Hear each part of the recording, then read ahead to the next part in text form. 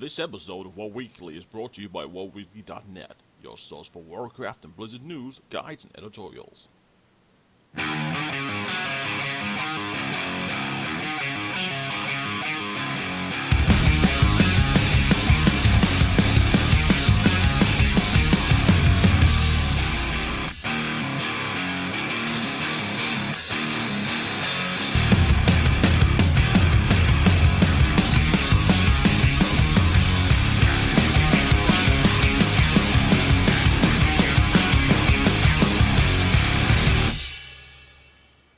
This week in Warcraft. Last week, Legion was announced as the 6th expansion for World of Warcraft. Legion includes level 110, demon hunters, artifact weapons, and more. If we have time tonight, we will also talk about a bit of speculation on the lore side of things. I'm Mezzy and welcome to our weekly episode number 65. And this week, I am joined by Tak. Welcome back, Tak. Thank you very much. For this midnight edition of WoW Weekly. Oh yeah. Gotta, plan things a little bit differently now. But that's okay. How are things going? They're going great. They're going really great. Great, that's good. So, we have a lot of stuff to talk about, so how about we just get right into it? We'll go over all of the different features of Legion first, and then we'll just start talking about it. So, there's going to be a new continent, the Broken Isles, and we'll be able to reach level 110 in doing so. There will be artifact weapons, which will be our weapons for the entire expansion, and each spec will get one. Add to that, when you change your spec, they're not even sure there's going to be a catch-up mechanic to catch up for your artifact. So, let's say you're a marksmanship hunter. You might, and you change spec to survival, which we'll get to in a minute, then you might have to start over to get the artifact for survival. So that's just one thing to watch out for. Now, there's also going to be class order halls, which are basically the next evolution of the garrisons. And those orders, you will be able to unlock champions, and we'll get to that again a little bit later. Now, they're going to change classes a bit, how they work. How they call it the dehomogenization of the classes. So, for example, demonology is actually going to be focused around demons again. I know, big shocker. Crazy. Melee hunters are going to be, or rather, survival hunters are going to become melee hunters, which is actually pretty damn crazy. Told you it was a hunter weapon all along. Oh yeah, obviously. So, we have a new class, the Demon Hunter, as you might expect with an expansion called Legion. Dalaran will be the main hub, so as we have Storm Shield and Warspear now, Dalaran is going to move with us to the Broken Isles. We're going to get a new transmog system, which is apparently going to be a bit more like a, what's the word or phrase? More like a closet, so you'll be able to save up the different types of models, at least that's how it sounds, and then you'll be able to choose how you're going to transmog your gear from that, which hopefully will save us a lot of bag space, and I'm talking about hundreds of slots. The Legion will invade multiple zones, so they won't just invade the Broken Isles, they're actually going to invade multiple zones within Azeroth, the Kalimdor, Eastern Kingdom, stuff like that. So that's really good to see. The professions are going to get new content. Each profession is going to get a quest line, and they're going to get improved UI and new functionalities. Now, obviously, that's just all that they've said about professions. That actually came up in an interview, so we don't know much about that yet. Now, there is going to be a new honor system, but considering the PvP noobs that we are, we probably won't talk about it much. And then finally, there's actually another unannounced feature, which is the creative director's favorite feature of Legion. The creative director is Alex Afrasiabi. Yes, got that name out. Yes, correct. So we're actually going to find out in the future what unannounced feature will possibly change World of Warcraft if it is such a special feature. Calling it Dance Studio. Yes, of course, because we need that. We absolutely do. Beta will start later this year, and Warlords is going to release next year. So, that's a lot of stuff. Doc, what's your favorite one of these? What are you most looking forward to? These, probably the artifact weapons. Probably. But Probably. there's so many great things coming with this expansion. I'm super excited. Mm-hmm. I do get hyped easily, but I am super excited for this. Mm-hmm. Artifact weapons, class halls. Yeah. It's all sounding really great. Yeah, the artifact weapons do worry me a bit because of even changing specs could possibly be an issue. But I'm sure they'll work on that during the beta because they're going to get loads of feedback from that. People want to play DPS, for example, on solo content and tank or heal during group content. So they're already going to bump into that pretty quickly. Personally, the class differentiation actually finally having differences between the specs. For example, all three hunters, I'm sorry, they're so similar. You have stuff like aimed shot and the beast mastery, focus fire, that kind of change how they work, but it's not enough compared to what they said they were aiming to do. I think it was for Warlords, with all of the ability pruning. Mm-hmm. Indeed. So artifact weapons. We're actually going to start. We're actually going to get it very early on, during the Broken Front, I believe it was called. Yeah, right after the Broken Front. The Broken Front is sort of the introduction to the new content. It ties into the pre-expansion content. It all leads up to the Broken Front, which is going to be, from what we can tell, it's going to be sort of like big last stand. Let's do this. It's going to be probably very Wrathgatey. Like got all these great heroes, building it up. It's like, and then the new foe just comes out and just destroys everything, and we just pick up the pieces from that. You know. Yeah. Yeah, and so you build it up as you go through the Broken Isles.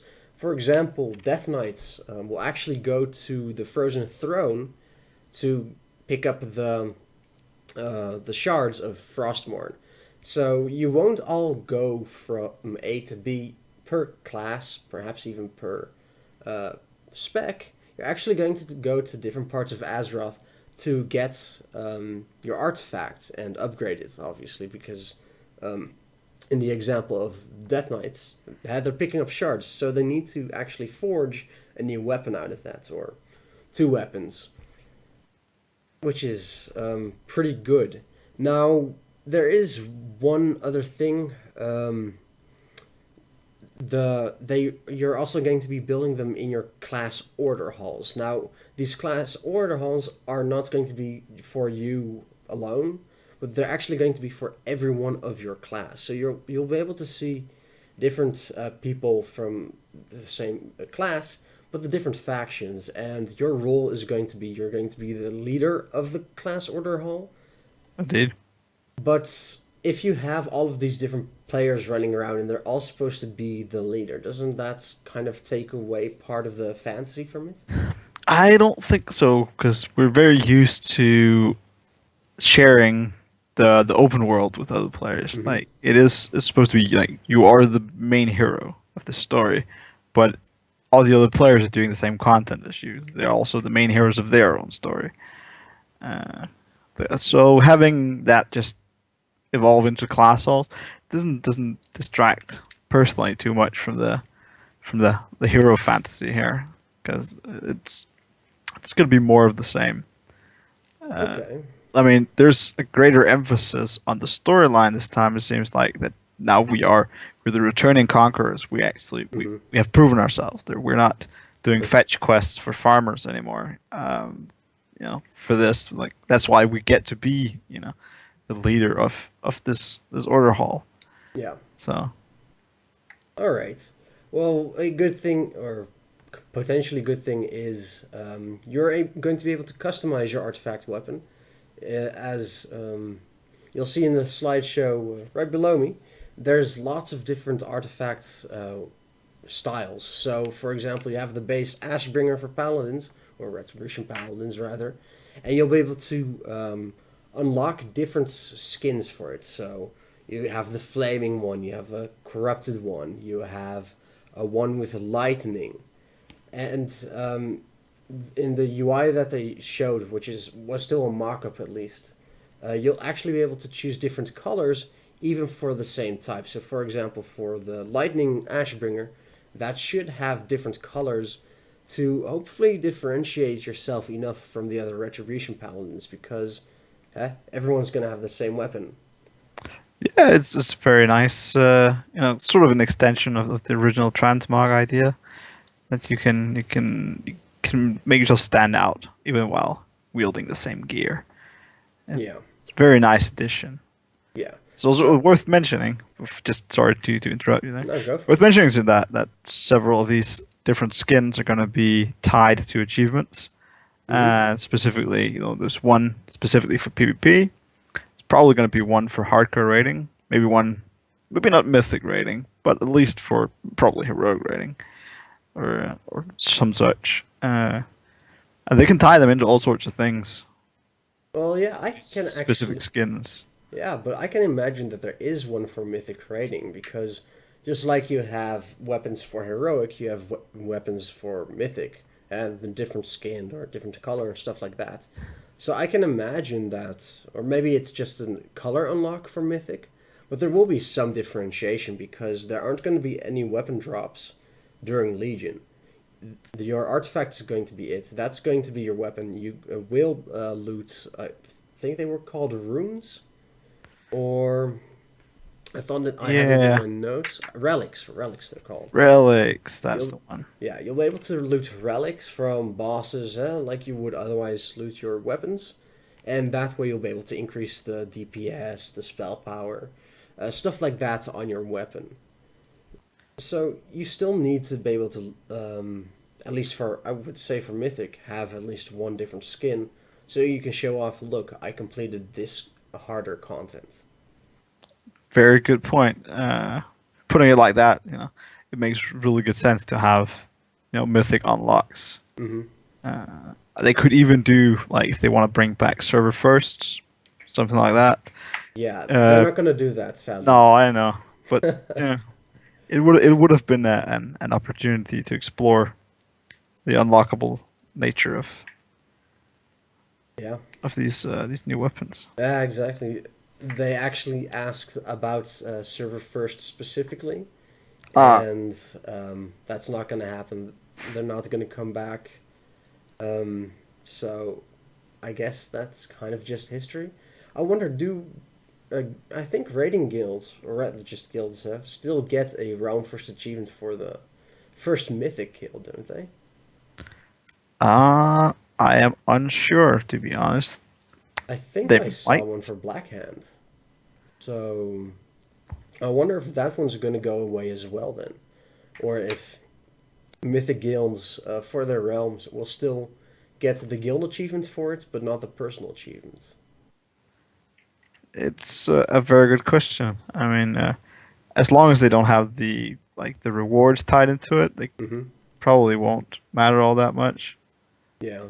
I But don't think uh, they've had the title rewards since Lich King, when it was taken away from probably not. them. I'm a bitter about that as well, at all, after all these years. At least you have some sweet ass titles. Oh yeah, exactly. So Um, got that so going. yeah, out of all of these different subjects, we should probably talk about the Demon Hunter. Oh yeah. The Demon Hunter is going to be another leather using class, and only Night Elves and Blood Elves will be able to become Demon Hunters. Obviously, this has to do with the lore, and First, after Legion, that they have said they'll look into possibly allowing more races to become Demon Hunters when it isn't important anymore for the lore itself. Um, Demon Hunters have double jump. This literally means you jump into the air, you can press a jump again, and you'll go higher. I mean, That's I amazing. that's reason enough to reroll Demon Hunter, right? I mean, who cares about the rest? Pretty much. It sells it for me. Yeah. So let's get down to the details. Demon Hunters will have two specs. Havoc is the DPS one, I believe, and then they also have a tank spec, which I believe is called Vengeance, but I don't have the names in front of me. And they did only two specs because they felt they could do another DPS spec, for example, or a healing spec, but that would take away from the fantasy and it would water down the other specs. If there was a second DPS spec, then that would take away from the Havoc spec. And seeing as Demon Hunters are going to get the Metamorphosis type of abilities, and Warlocks, rather Demonology Warlocks, are going to be refocused around demons themselves, they felt that it would be just better to keep it like that and keep the fantasy intact. Which makes sense. I mean, I don't think it would even be a bad thing to, for example, remove a hunter spec and a rogue spec, and in every spec where, or every class where the differentiation is non-existent, just make it more unique, even if it's just two specs. Give players more to work with. I completely agree. Uh, it's really interesting that they choose this time to, reevaluate the amount of specs for the different classes.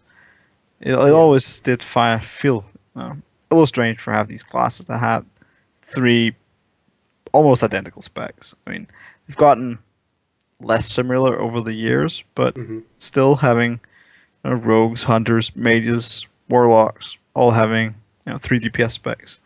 It yeah, kind of makes it like the byproduct of that is just like every patch you just respect to whatever's best, yeah. pretty much. I mean, if you're raiding, that's what you do. Yeah, exactly. It used to be survival, then to beast mastery, now it's back to marksmanship, and um, even with these changes, it'll keep going like that because they'll still have to balance every single one of those specs. If they, for example, with the Demon Hunter, they only have to focus on balancing that one DPS spec for Demon Hunters compared to the other classes, which makes the balancing process a lot easier, I would think, Sure than does. what they do now with all three hunters, all three rogues, etc., etc. Now, we have to be clear. There aren't going to be any specs removed, so hunters will still have three specs, rogues will still have three specs. Um, it's just something I think they should consider doing. I mean, they're obviously going to get a backlash because people are used to their specs now, but Probably. it would make the game better in the long run, especially balance wise, if they have less specs to balance between. But instead, we're going to get melee hunters with pets, marksmanship hunters without pets, and beast mastery hunters with pets, obviously. Ranged with Ranged, pets. yes, absolutely, yes, exactly. So all in all, some pretty good features. They didn't give us many details. Let's talk about one fail at Gamescom.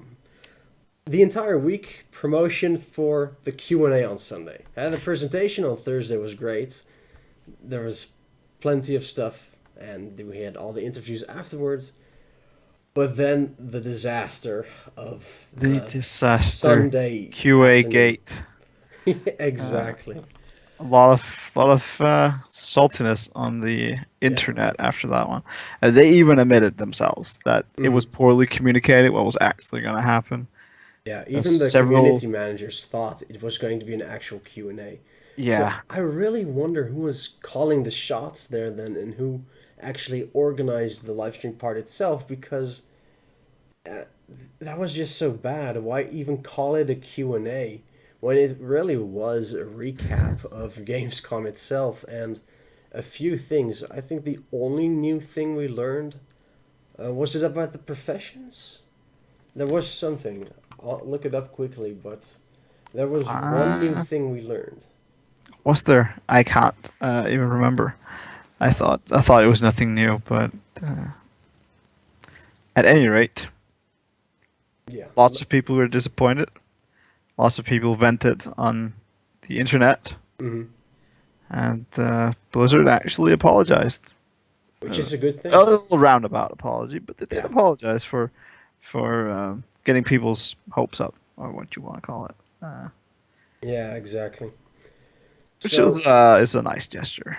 yeah. Just them coming out and say, yeah, we may have miscommunicated this fairly badly. Yeah. Yeah. Can you forgive us? People shouted, no. I mean, Oh. we have no choice but to forgive them. But community manager Laura said that it would be very likely that in the near future there would be an actual Q&A. But since then, we haven't really heard anything about it, so I'm starting to think that it's not going to happen. And one of the reasons they did say they didn't want to give too much information is that, unlike with Warlords, they want to prevent saying they're going to do something and then eventually scrapping it. So they're really limiting the amount of information that they're giving. It feels more like they're only giving information now that they're absolutely sure of. So we're going to get those 6 zones. We're going to get the artifact weapons, class order halls, stuff like that. And even the transmog system, it's listed as one of the features on the box description on the Legion website. Mm-hmm. So, Well, they've learned their lesson, it seems, right? Yeah. Not promising things that end up getting cut. And I think that's a hard balance as a developer, because you want to tell people about all this cool stuff you got planned, Yeah. and then when some of it falls through, it's just, oh man, the backlash from the community is just gonna be horrifying. Yeah. Do you think this expansion will bring back all those people that are unsubscribed? We're nearly at half of what we were at the start of Warlords. Well, depends on how you define bring back, because as Blizzard is stating, and if we are to believe what they're saying, people are, subbing in for a month during new patch content, doing the stuff, then maybe clearing the raid, then unsubbing, Yeah. and then coming back, and that's becoming more and more popular, just to, run on and off whenever you feel like it, instead of having just this big running subscription. Sure. But at the end of Mists of Pandaria, we still had 7 points, whatever, maybe 6.8 or something like that. Yeah. Million subscribers. So we still had that many people after the 14-month content disaster. So did another 2 million decide, okay, we're just going to sub for a month or two when new content comes out? I think, the thing about Mists is that people were holding out, waiting for Warlords, because Warlords sounded awesome, but they really hated the end of Mist, even if the subscriber count doesn't show it. Nobody liked that huge lull in content that came, and I think people just got burned a bit, and now they're just pretty preemptively just going that, yeah, I'm out until the next expansion launches. Not gonna touch this. I know what happened last time. Not gonna do it again. And that's sort of snowballing a little for people. Yeah, it's funny because we've only been in patch 6.2 like 2 months, if that. Yeah, we don't even have Archimond on Raid Finder yet. Yeah, so it's funny to see how quickly people are turning off from Warlords, because sure, before we'll get back to Legion, but Warlords, the concept was so good. It has had so much potential. Yet somewhere along the way, something happened. But didn't we already have the something happen with the new hires having to be trained, which is why Warlords was delayed by 6 months? Did we have another something happen which caused so much? Well, I wouldn't say be taken away from Warlords, but to not be added to it. I don't think so. You gotta remember they plan out expansions years ahead. I mean, They know what the next expansion is going to be after Legion. Hmm. They have like maybe 4 on the drawing board that they can go to, and the same goes for features. It sort of flows on the sideline, a different development path, right?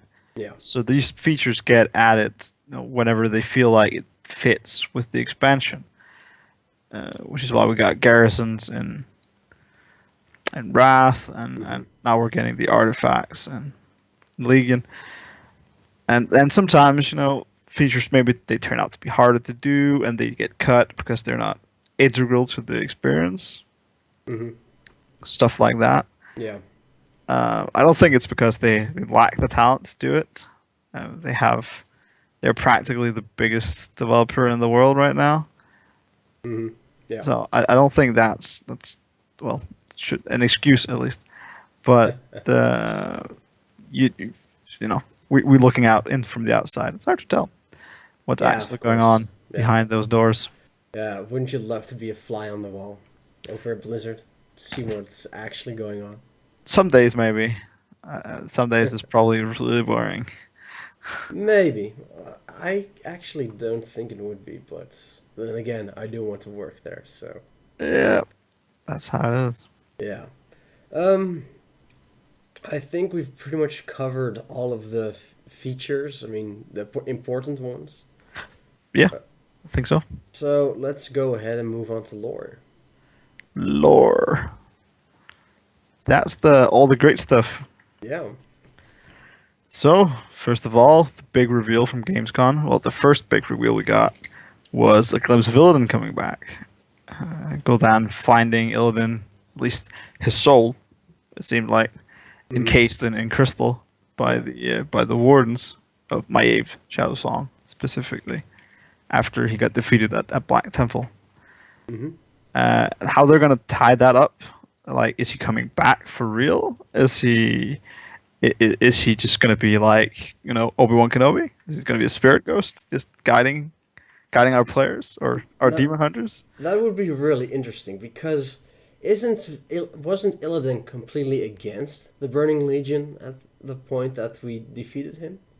Well, yes, he was opposed to them. He was training his demon hunters and his Illidari armies basically to defeat the Burning Legion because he knew they were coming for him at some point. Yeah. But he was also delusional and suffering from paranoia and all sorts of stuff, delusions of grandeur. He did believe he killed Arthas after all. Yeah. So Well, his exact motivations might be hard to determine. yeah. Well, game mechanically wise, Illidan is apparently going to be a big part of Legion, and we're going to find out what his motivations are, what his what his alliances are, I guess, as we go through the Broken Isles. So they don't want to give that away yet. Well, we can pretty much speculate that he's probably not gonna be a big bad guy. Well, the thing is, they did say about Illidan, he's pissed. Of course he is. We Of did course he is. put him away with the help of Maiev. We did. But does he hate us more than he hates the Legion? Hard to tell, right? Yeah, that's true. And we do know that we're getting his demon hunters on our side. Yeah, That's a true. pretty big point, right? Yeah, And given his role in this, he's probably gonna want to assist his demon hunters more than maybe our factions as a whole. yeah, So he's probably gonna tie more into the story for the demon hunters. Though we will probably feel his presence during the overall once in a while feel his presence, like we're gonna feel Gul'dan as well on the Broken Isles, but we're gonna get a glimpse of Illidan, or at least his reach probably. yeah. So the question then becomes, why would Gul'dan release or revive Illidan? Could he possibly have something from the Burning Legion that allows him to control Illidan? Well, we're pretty safe to assume that anything Gul'dan does at this point in the story Is bad. is Well, all obviously, but everything he does from this point in the story is on the orders of the Burning Legion. Yeah. All right, we had a pact. Without spoiling too much, you made a pact. We know that basically what that means, and so he's working for the Burning Legion. Why do they want Illidan? What is their interest in Illidan? It's really hard to tell. He, and this gets a little messed up lore wise, because if we take Illidan backstory, at some point in time he claimed the skull of Gul'dan. Yeah, exactly. And drained his powers. Yeah. So, alternate world Gul'dan is now looking at the guy who killed our reality. Well, didn't kill him, but who sucked the power of his skull of his main universe counterpart. Yeah, that's actually really funny. I'm wondering if he perhaps wants to take main universe's Gul'dan's powers away from Illidan. Maybe So he wants them that's- for himself. Exactly, Imagine yeah. double power Gul'dan, right? That would be the go-to story here. Or maybe, let's assume that Gul'dan, he died in the Tomb of Sargeras. Right? He was killed by the demons who were unleashed. Let's imagine that main universe Gul'dan got some knowledge before he died, or a glimpse of power, or something that could assist in bringing Sargeras back. Yeah. And now alternate universe Gul'dan has been sent to retrieve that from Illidan, because let's assume he took the skull, he gained the powers, maybe he gained something more, right? Yeah. And maybe Really that's why possible. Gul'dan wants him to, reclaim of sorts his stuff. Yeah, it is going to be really exciting. You can really see that they are taking parts of the old Warcraft series, and bringing them forth now. We're gonna have Xavius again. I think that's his name. The Xatier Lord. Yep. They gave him such a different model, though. I did not expect him to look like that. Well, I'm kind of happy with how he turned out. Yeah. He is supposed to be like the grandfather of the Satyrs. He's the original gangster. Oh yeah, he he's- was the assistant to Lady Vash. No, not Vash. Queen Ashara. Queen Shara, yes. Advisor. Yeah. One and- of the first to get the powers from the Burning Legion, I think, back Indeed. in the War of the Ancients. So, I suppose he has had 10,000 years to mutate further.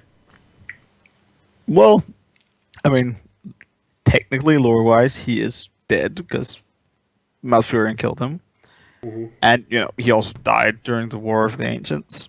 Yeah, that's So true. the whole, but the whole. But- Okay, so he's dead. Does he get revived in the Nether? Does he somehow come back? Did he hide in the Emerald Dream?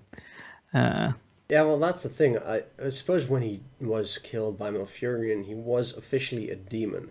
So then he would have gone back to the Twisting Nether and revived there. Potentially, very potentially. So that's very. Yeah. Yeah, I do love these lore points. It's going to be interesting to see how they justify bringing some of these characters to life.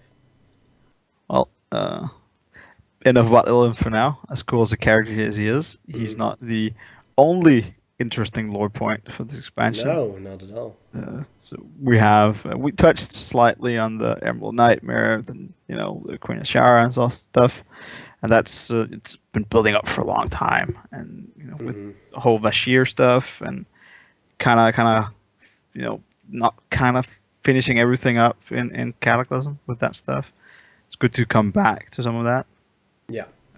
But we're not actually going to see, as far as we know, Queen Ashara herself. We're going to see one of her top lieutenants. I forget At her least name. for now. At least At for least now. Yeah. Yeah. What happens later on? Well, nobody knows. Well, I think we're going to see a expansion, at least for Queen Ashara. She is such a big character, and she's supposed to be so powerful that I do think that she won't just die in Legion. Yeah, I would have to disagree on that Really? speculation. Yeah, I could totally see her being part of the third rate tier, Okay. and simply because as cool as character she is, as much backstory she has, she's got pretty much no build up whatsoever in game universe Mm-hmm. lore. Our characters pretty much don't know who she is because they have not been exposed to her at any point during the journeys, except for what happened in Cataclysm and Yeah. that terrible Bashir song. So we don't really know anything about her. Our characters at Mm-hmm. least. She's not going to be that big of a villain at this point, unless they go for the whole old god route with her. I Yeah. could very much see her being, an end wing boss in the third raid tier, All right. So guarding the the whole. tomb. Yeah, and we're imagine like our final raid tier being we have to go in and close this demon spewing hole Yeah. that's in the Isles, and we got these pillars of creation to do that with, and Queen Ashara is going to be guarding that because she's still a servant of whoever by now, right? Yeah.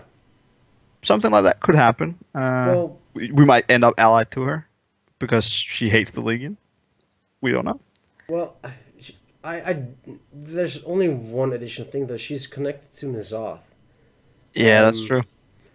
I can't imagine N'Zoth coming in this expansion. Or N'Zoth is probably going to be another expansion away at least before we actually kill him. And seeing as how had, I believe it was N'Zoth that turned the. I think they were high elves, or were they already night elves? They were the old elves. They were Yeah. just So elves at this point. okay, so the something elves, uh, which was Queen of Shara, stuff like that.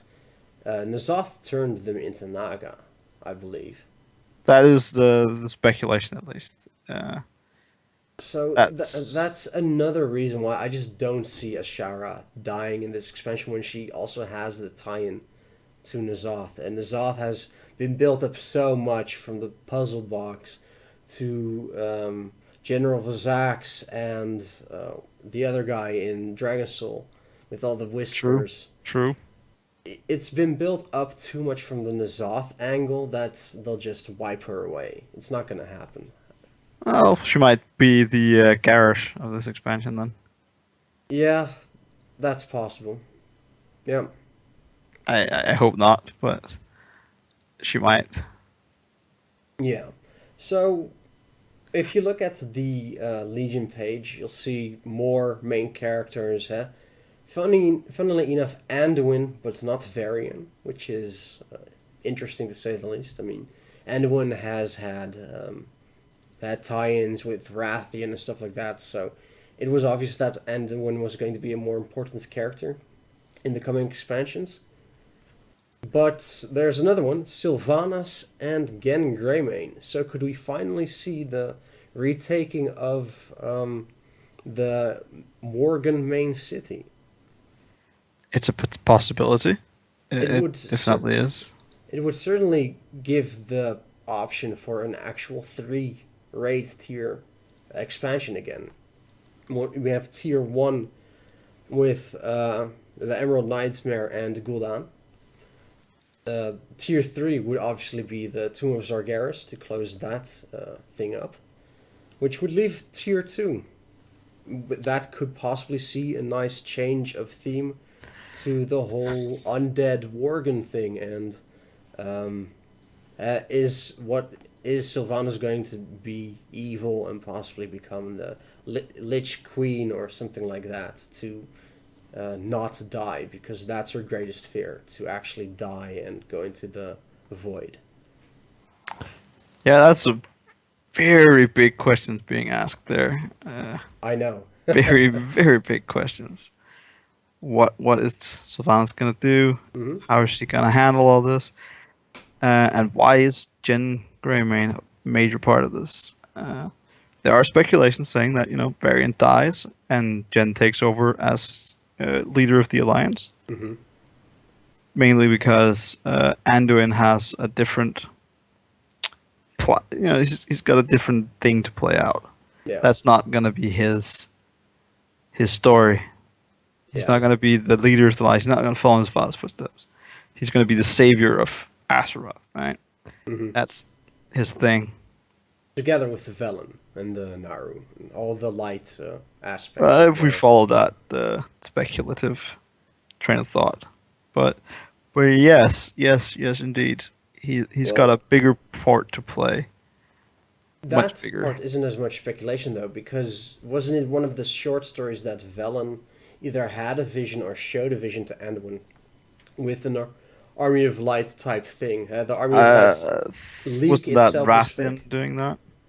I don't think that was you had Rathian with showing the player the impending doom of the infernals hitting Azeroth, but I believe there was something. I think it was in a short story with Velen and Anduin interacting, and there was something about building an army of light or something like that. So there are the seeds planted for that lore, that storyline to Sure enough. progress. True enough. And that's the problem, though, with some of this stuff.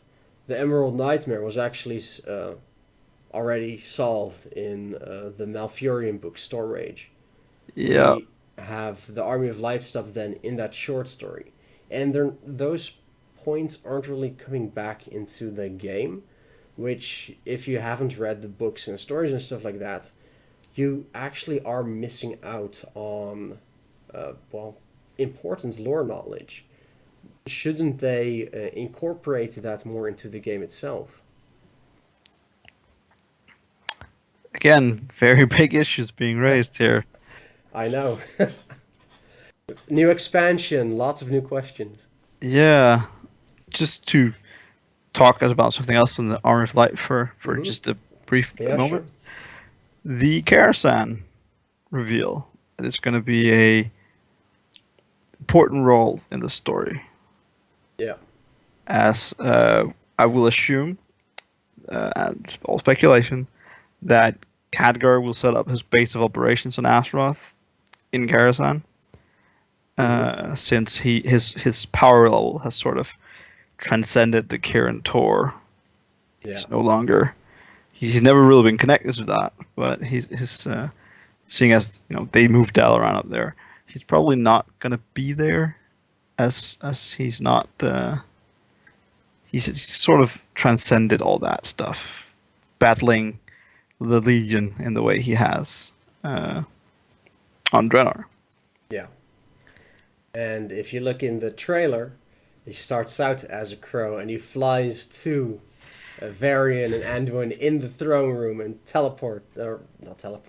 transforms into his human Yes, version. Warcraft the very 3 tie-in right there. Yeah, exactly. And just completing it with a thud with staff on the ground, which is Atiesh. It just completes the entire throwback. And it was a lore fanboy moment because, damn, that was awesome. It was pretty damn cool, wasn't it? Yeah. So, yeah, for those that don't know, I mean, there's been lots of speculation, so I assume most know. There, in the stories, there was a mirrored Karazhan. It's usually called Lower Karazhan. When people talk about a new Karazhan raid, where it was sort of a distorted version of the actual physical Karazhan. And I'm not completely 100% clear on this part, but supposedly it's because one of the magic ley lines of Azeroth is broken at Karazhan, and that's why those strange things happen. So one speculation is that where the Tomb of Sargeras is, with all the magic and stuff like that, possibly another broken ley line is in the Broken Isles. So that could tie in and back to Karazhan, and maybe you have to figure out something in Karazhan to be able to fix that, to use the Pillars of Creation that you have to collect on the Broken Isles to close the Demon Portal. Definitely an interesting theory, and I think you might be correct on that. It's Karazhan's a great place, and I hope we revisit it in some sort of manner. Yeah, but they do have to leave the original intact. Don't tarnish it. Just create a new instance next to it. Yeah. We've seen how the revamping of dungeons can happen. It can happen well. But I'd rather have original Karazhan stay intact because it's Karazhan. It was my first raid instance. Leave it alone. Oh, Blizzard. so nostalgia goggles. Yes. For everybody. Extreme nostalgia goggles. Yeah. That together with Zulaman. Zulaman was a great instance as well to progress from Karazhan to Zulaman. Anyway, I digress. Lots and lots of different lore threads in one single expansion. Are there too many elements in it? Take a look at another medium, movies. If you look at the Spider-Man, original Spider-Man 3 movie, 3 different villains was too much. I believe in Amazing Spider-Man 2, some were criticizing the too many elements as well. You can take that too many elements and look at World of Warcraft Legion with that. Mm-hmm. Are there too many elements? I don't think so. I mean, given that this is an interactive medium, and you can go through all this at your own pace, and everything just it's easier to tell bigger stories in games than it is in movies. Movies, you're limited to 2 hours. You gotta cram all your story into those 2 hours. Hero backstory, hero origin sometimes, villains, what are their motivations, what are they doing, what they're doing, and how are they going to play out against each other. And there's a reason Star Wars is a trilogy. Yeah. Right? I mean, and with games, how much time does it take to play through the story of an expansion for WoW, for example? Many hours if you want to get all the story. Yep. And so focusing on like that, I don't think there's too much different stuff to be focused on. All right. Well, that's fair enough. I mean, you do have a point that you can take it at your own pace. So maybe the question instead should be asked, does it make sense to have all of these different elements tying together? I would think so, for the most part. I like having the change of theme, from the demons and stuff like that to going to possibly, we don't know, the Gen Greymane and Sylvanas conflict, and Sylvanas dealing with her mortality, stuff like that. That would be a nice vacation from the overall story. Just like we had Ulduar, sort of taking us away from the Lich King. True enough. Well, yeah, we also had the Art and Tournament. Yeah. Sort of tying into the Lich King, but not quite, being a build-up of any kind. There's lots of different ways to do this. Yeah, exactly. So perhaps we should get to the final part, which is lore speculation. And there was one particular part of the announcement presentation that has gotten the speculation mill running in overtime. So Alex, again the creative director, said, anyone who has played WoW for the last 5 to 10 years will be really surprised and shocked after the Broken Shore intro, where we get our artifact weapons. We will wield the weapons of those we have lost and those that have lost hope. Now, for the shamans, for example, will get Doomhammer. So this would mean that Thrall is either going to be lost or is going to lose hope. So are characters like Thrall and Tyrion going to snuff it? Now, we already have an answer on Thrall from Twitter. Thrall isn't going to just die. But it is interesting to see that perhaps there will be casualties. Did George R.R. Martin join the story team? Oh man, I hope. I hope. Mm-hmm. But yes, very much so. I mean, some characters are probably safer than others. I mean, granted, we confirmed that Thrall's not gonna die. Green Mm-hmm. Jesus lives. Uh, Aw. so on, so on. But Tyrion might fall in battle. Uh, it's hard to tell. Hard to tell. We haven't had revealed that many other um, artifact weapons that actually do belong to major lore characters. Yeah. So it's some hard to say, and it's the lots of the ones that were revealed were like new characters, and we have to go get the weapons from these new characters, so they might not be actually people who fall or die in this broken shore. Mm-hmm. But until we get there, We won't know. we won't really know. No. Sadly. Or rather, we have to wait until beta, because you're obviously going to have to play through the start to get further. Of course. So, for those lore nerds like ourselves, the wait won't be as long.